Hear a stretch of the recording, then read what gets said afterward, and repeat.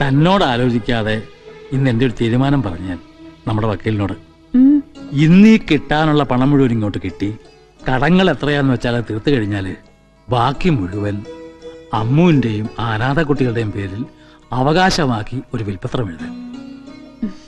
എന്താ വിരോധമുണ്ടോ എനിക്ക്? ഇതപ്പൊ നന്നായത്. എന്നിട്ട് എവിടെ വിക്ടർ? എത്തിയില്ലല്ലോ ഇതുവരെ.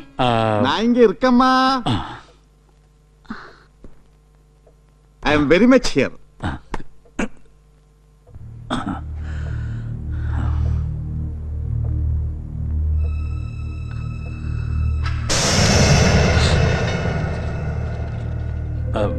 അല്ല വിക്ടർ, ആരാ ഇവരൊക്കെ? ചുമ്മാ ഏതോരം മുംബൈക്കാ ഹേ. ഇല്ലമ്മ, ഭട്ടാജിയുടെ ആൾക്കാരെ ഇവന്മാര് ദാ ഇന്ന് വന്ന് ഇറങ്ങിയിട്ടുള്ള മുംബൈന്ന്. നാളെ ഏർലി മോർണിംഗ് ഫ്ലൈറ്റിന് തിരിച്ചും പറക്കും. ഇരിക്കൂ ലക്ഷ്മി, ഇവർക്ക് കുടിക്കാൻ എന്താന്ന് വെച്ചാൽ. അയ്യോ ഒന്നും വേണ്ടമ്മ, ചേരാൻ നയിച്ചേന. ആ പിന്നെ സാർ. അല്ല വിക്ടർ, താനെന്താ വെറും കൈയോടെ? പണം എവിടെ? കറക്റ്റ്, ഞാൻ അതിലേക്ക് വരുമ്പോഴാണ് സാർ ഇടയ്ക്ക് കയറിയത്. ആ സാർ, ചെറിയൊരു പ്രോബ്ലം. എടോ സാർ ഒരു മിനിറ്റ് അമ്മ, ഒന്ന് പറഞ്ഞോട്ടെ. സാർ, സത്യത്തിൽ ഈ ഭട്ടാജി നിഷ്കളങ്കരാണ് സാർ. പക്ഷെ കൂടെ ചിലരുണ്ട്, ഏറ്റവും താഴെയുള്ള ബ്രദർ, പിന്നെ ഭാര്യയുടെ ബ്രദറുടെ അളിയൻ. അവന്മാരാണ് സാർ പ്രശ്നം. ഇത്രയും വലിയൊരു എമൗണ്ട് കൈ കിട്ടിയിട്ട് അത് അതുപോലെ സാറിനങ്ങ് തന്ന പിന്നെ നമുക്കെന്താ വിക്ടർ ബെനിഫിറ്റ് എന്ന അവന്മാരുടെ ചോദ്യം. അതിലൊരുത്തം കയറി അപ്പ തന്നെ ബോംബെയിലെ ഭട്ടാജിയുടെ ബിഗ് ബ്രദറിനെ വിളിച്ചു. ബഡാബായി അപ്പ തന്നെ ബോംബെയിൽ നിന്ന് ഭട്ടാജി ദുബായിക്ക് വിളിച്ചു. അബേ Kishan, keep the money, wait for my orders. അതാണ് സാർ പുള്ളിക്കാരന്റെ കൽപ്പന. അതാണ് സാർ പിക്ചർ. അല്ല സാർ, ഇതിപ്പോ മൊത്തം പണവും അവന്മാരുടെ പിടിയിൽ പെട്ടുപോയ സ്ഥിതിക്ക് അവന്മാര് പെർസെന്റേജ് ചോദിച്ചാലോ എന്നല്ല സാർ, ചോദിച്ചു. അതായത് ടോട്ടൽ എമൗണ്ടിന്റെ 80% അത് സാറിന്. സോറി, സാറിനല്ല, ഭട്ടാജി. ബാക്കി 20% അത് സാറിന്. സാറിനെന്ന് പറഞ്ഞ പകുതി സാറിന്, പകുതി എനിക്ക്. 50-50. എങ്ങും തൊടാതെ സാറിന് 70.7 lakhs. പോട്ടെ, 71 ലക്ഷം ഇന്ത്യൻ റുപ്പീസ് അങ്ങോട്ട് തരും. പണം തേ കാറിൽ ഇരിപ്പുണ്ട്, എടുക്കട്ടോ സാർ? അയ്യോ സാർ, എന്ത് ചെയ്തിക്കപ്പാ സാർ? ഇല്ലമ്മ, പിക്ചറിന് വേണം, പിക്ചറിന് തന്നെ വേണം സാർ.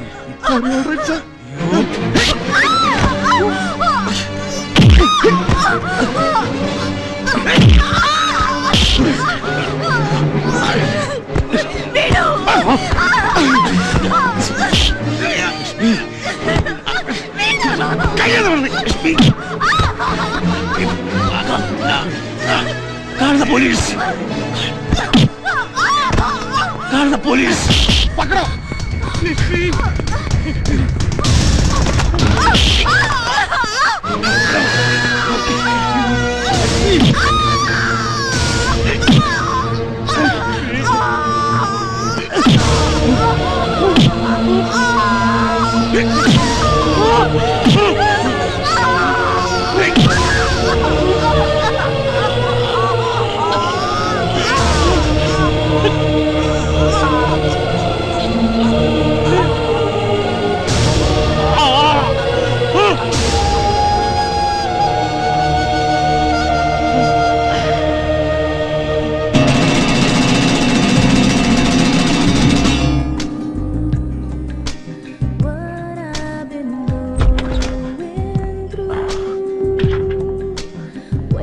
Launching, right?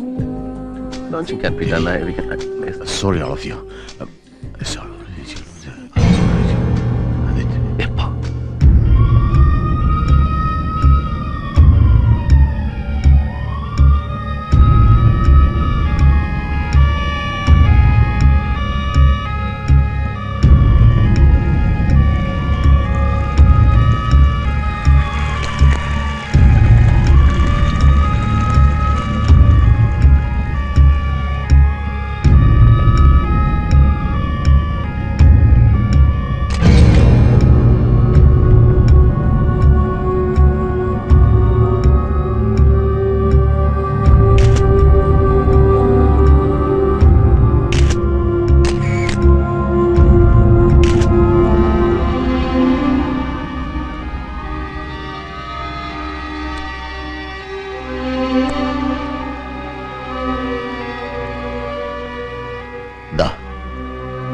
ഒന്ന് കൊളുത്തിയാൽ താനൊന്ന് റിലാക്സ്ഡ് ആവും.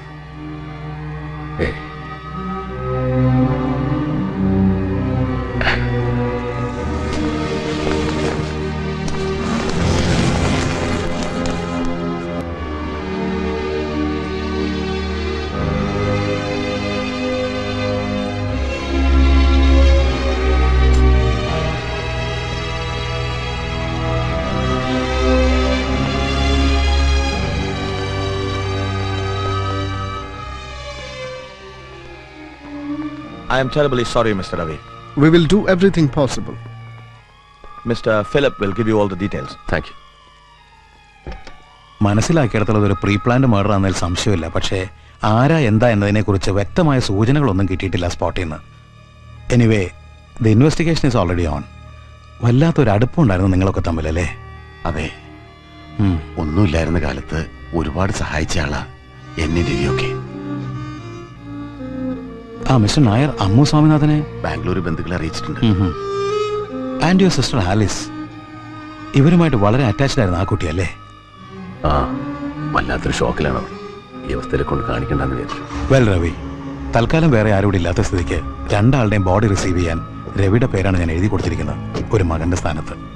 If you don't mind. Okay, see you tomorrow at the hospital.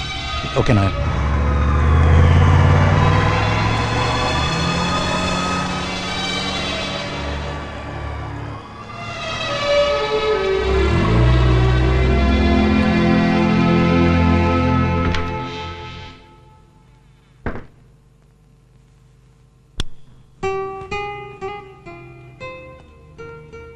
ആഹാ, അപ്പൊ ഇത്രയും നേരം ഒറ്റയ്ക്ക് മാറിയെന്ന് കരയായിരുന്നു അച്ഛാ എന്റെ പുന്നാരമോള് അല്ലേടി? ബാംഗ്ലൂരിൽ നിന്ന് ARK അങ്കിൾ വിളിച്ചിരുന്നു. അമ്മ ഏർലി മോർണിംഗ് ഫ്ലൈറ്റിന് ഇങ്ങോട്ട് പുറപ്പെടുന്നു. What about you? നാളെ തന്നെ തിരിച്ചു പോകണോ നിനക്ക്? Back to Delhi? വേണ്ട, ചെല്ലുന്നില്ലെന്ന് ഞാൻ മെസ്സേജ് കൊടുത്തു. നന്നായി. തൽക്കാലം നീയെങ്കിലും ഇവിടെ ഉള്ളത് വലിയൊരു ആശ്വാസമായിരിക്കും അമ്മോന്.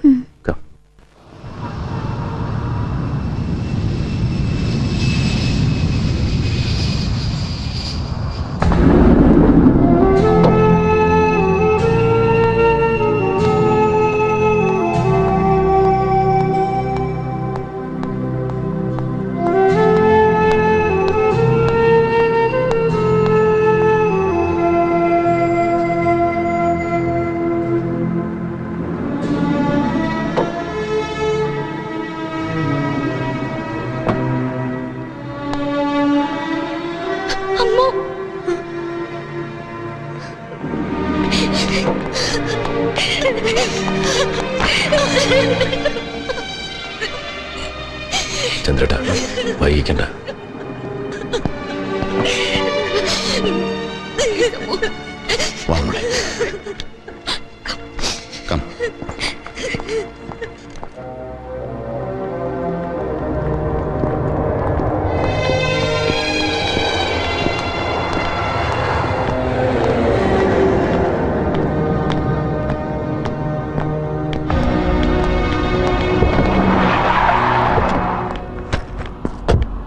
മോളെ അമ്മു,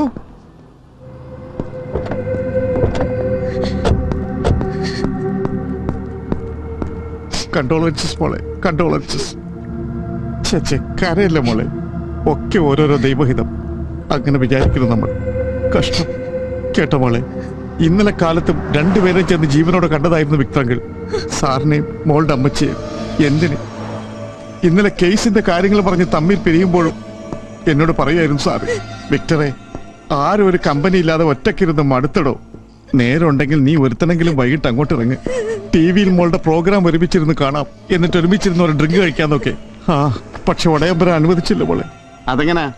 നരകം പിടിക്കാനായിട്ട് അന്നേരം തന്നെ ഇവിടെ ഒരു ഒടുക്കത്തെ കോൾ ത്രൂ ചെയ്ത് തന്നിട്ട് സംഭവം നടക്കുന്ന കൃത്യസമയത്ത് അബുദാബിയിൽ ഒരു മീറ്റിംഗ് ചെന്ന് മാട്ടിപ്പോയി മോളെ അങ്കിള്. ആ നേരത്ത് അങ്കിൾ സ്ഥലത്തുണ്ടായിരുന്നെങ്കിൽ ഇങ്ങനൊന്നും സംഭവിക്കില്ലായിരുന്നു മോളെ, സംഭവിക്കില്ലായിരുന്നു. Victor please, she has to go. അതെ, അമ്മു മോളെ കൂട്ടിക്കൊണ്ടുപോകാൻ തന്നെ വന്നതാ വിക്ടറും. കമോൺ ബെറ്റി, മാഡത്തിന് റിസീവ് ചെയ്യും. യൂസഫ്, ആ കുട്ടിയുടെ പെട്ടി പ്രമാണോട് തന്റെ കാറി കയറ്റി. ദേ അങ്കിള് കാറ് കൊണ്ടുവന്നിട്ടുണ്ട്, കയറിക്കോ, പോവാ. എന്താ പോണോ നിനക്ക്?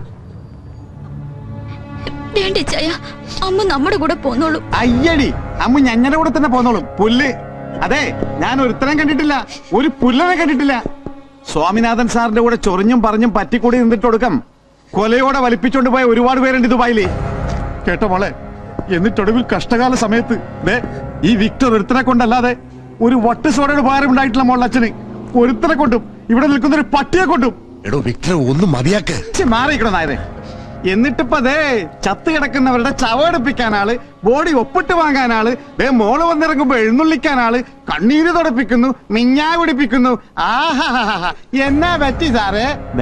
പെങ്കൊച്ചു കയറി അങ്ങ് കൊഴുത്തുമുഴുത്തില്ലോന്ന് കണ്ടിട്ടായിരിക്കും സാറിപ്പോ ഒരുമാതിരി മിണുമിണാന്ന്.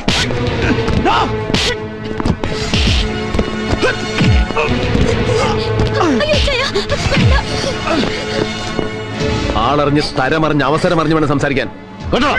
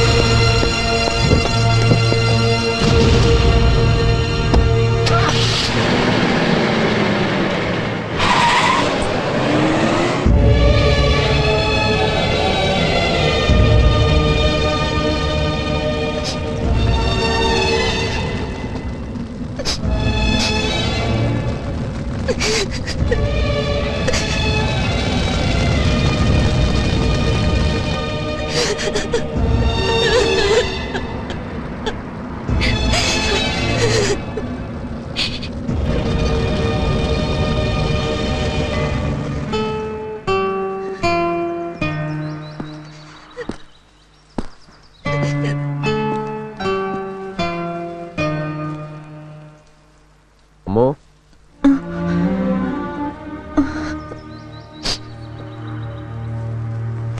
നീ എന്താ തനിച്ച്? ആലീസിനെ കൊണ്ട് വിളിക്കായിരുന്നില്ലേ ഒരു കൂട്ടിന്? ഒരുപാട് നേരം വരുന്ന ഇങ്ങനെ ആലോചിച്ച് പോയാല് പിന്നെ ഈ ലോകം മുഴുവൻ ഇങ്ങനെ ചുറ്റിലുണ്ടെങ്കിലും തനിച്ചായിപ്പോയി, ഒറ്റക്കായിപ്പോയി എന്നൊരു തോന്നൽ വന്നു പോകും നിനക്ക്. വാ നടക്ക്. എന്നിട്ടിന്ന് വക്കീൽ എന്താ പറഞ്ഞത് നീ ചെന്ന് കണ്ടപ്പോ? മരിക്കുന്നതിന്റെ അന്നും പറഞ്ഞിരുന്നു അച്ഛൻ വക്കീലിനോട് കടങ്ങളും പ്രശ്നങ്ങളും ഒക്കെ തീർത്ത് ബാക്കിയുള്ളത് മുഴുവൻ എന്റെയും വരമുദ്രയിലെ കുഞ്ഞുങ്ങളുടെയും പേരിൽ എഴുതി വെക്കണം. അച്ഛനും അമ്മയ്ക്കും ബാംഗ്ലൂരിലേക്ക് പോരണം, എന്റെയും കുട്ടികളുടെ ഒപ്പം വന്ന് താമസിക്കണം എന്നൊക്കെ.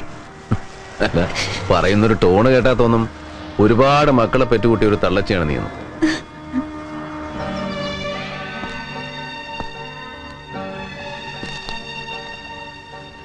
മൊത്തം ലയബിലിറ്റീസ് എത്രയാണെന്നൊരു കണക്ക് തിട്ടപ്പെടുത്താൻ ചന്ദ്രേട്ടനോട് പറഞ്ഞിട്ടുണ്ട്.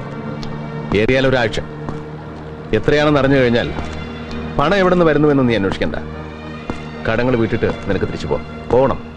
Back to Bangalore. അച്ഛന്റെ സ്ഥാനത്ത് രവിച്ചായനായിരുന്നെങ്കിൽ പഴയ സഹായങ്ങളുടെ കണക്ക് പറഞ്ഞിട്ട് എല്ലാം ഏറ്റെടുക്കാൻ സമ്മതിക്കുമായിരുന്നോ? മറ്റാരെങ്കിലും, എത്ര അടുപ്പമുള്ള ആളായാലും. അഥവാ ആരെങ്കിലും വെച്ച് നീട്ടിയാൽ തന്നെ വാങ്ങുമായിരുന്നു രവിച്ചായൻ. അത് ഫൈറ്റ് ചെയ്യൂ അവസാനം വരെ. Until the end. എവിടുന്നോ എടുത്തു വളർത്തി ഇത്രയുമൊക്കെ സ്നേഹം തന്നിട്ടും എന്റെ ഡാൻസ് കരിയർ, പ്രോഗ്രാംസ്, അനാഥ കുട്ടികൾ, അങ്ങനെ ഓരോരോ പേരും പറഞ്ഞ് അച്ഛനും അമ്മയ്ക്കും കയ്യെത്താ ദൂരത്ത് തന്നെയായിരുന്നു ഞാൻ. പലപ്പോഴും കാണാഞ്ഞ് കണ്ണ് നിറഞ്ഞിട്ടുണ്ടെന്നല്ലാതെ പരാതി പറഞ്ഞിട്ടില്ല രണ്ടാളും ഒരിക്കലും. പക്ഷെ ഇന്നിപ്പോ മുമ്പ് ഒരിക്കലും തോന്നിയിട്ടില്ലാത്ത പോലെ തോന്നിപ്പോകുന്ന എനിക്ക് എല്ലാം ഏറ്റെടുക്കാൻ എനിക്കൊരു കടപ്പാടുണ്ട് അവരോടെന്ന്. പ്ലീസ്, രവിച്ചായന്റെ പണമല്ല, സപ്പോർട്ട്, അത് മതി, അത് വേണം എനിക്ക്. തൽക്കാലം ബാംഗ്ലൂരിലെ വരമുദ്രയിലെ കാര്യങ്ങൾ നോക്കാൻ കൂടെയുള്ള ഫ്രണ്ട്സ് ഉണ്ട്. കുറച്ചു കാലത്തേക്കൊക്കെ they will manage. പിന്നെ പാവം കുട്ടികള്, അവരെന്നെ മിസ് ചെയ്യും, എനിക്ക് അവരെ മിസ് ചെയ്യും. പക്ഷെ ആലോചിച്ചിട്ട് ഇതല്ലാതെ വേറെ വഴിയൊന്നുമില്ല എനിക്ക്.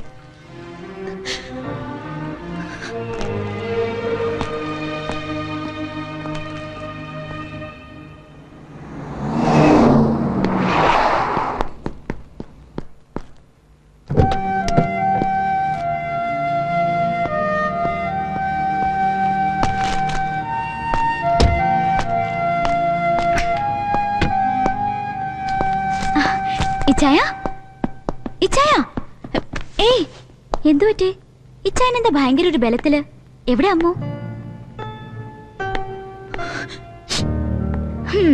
സോ ദാറ്റ്സ് ഇറ്റ് അമ്മോനെ അന്വേഷിക്കാനെന്നും പറഞ്ഞോണ്ട് ഒരാൾ ഇവിടെ നിന്ന് ഇങ്ങനെ ഇറങ്ങി പുറപ്പെടുന്ന മട്ട് കണ്ടപ്പോഴേ വിചാരിച്ചതാ ഞാൻ ഈ പുള്ളിക്കാരൻ ഇതിനെ ഇന്ന് കരയിച്ചിട്ട് അടങ്ങത്തുള്ളൂന്ന് ഇറ്റ്സ് ടു ബാഡ് ആലിസ് തൽക്കാലം നീ ഡൽഹിക്ക് തിരിച്ചു പോകുന്നില്ല കുറഞ്ഞതൊരു 2 ആഴ്ചത്തേക്ക് I'll tell you when to go back. ഇച്ചായ അമ്മ ഇവിടെ ഉണ്ടാവും കുറച്ച് നാളത്തേക്ക് ഈ വീട്ടിൽ രവിച്ചായ ലുക്ക് ഞാൻ നോ ഡോണ്ട് സേ നോ ഇച്ചായ ഡോണ്ട് സേ നോ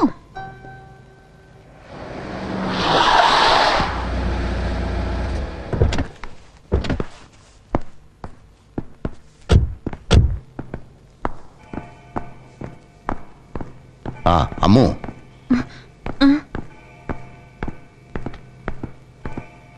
ബാങ്കിലും പിന്നെ പലരുടെ കയ്യിലും ഒക്കെ ആയിട്ട് പെട്ടുകിടന്ന ഷെയർസും ഡോക്യുമെന്റ്സും ഒക്കെ ഇതില് തന്റെ അച്ഛന്റെ വക ഒക്കെ പണം അടച്ച് റിലീസ് ചെയ്യിക്കാൻ പറഞ്ഞിരുന്നു രവി.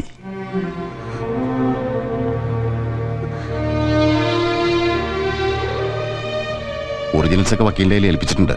അമ്മുവിന്റെയും ബാംഗ്ലൂരിലെ കുട്ടികളുടെ പേരിലേക്ക് മാറ്റാൻ പറഞ്ഞിട്ട്. വാങ്ങിച്ചോളൂ.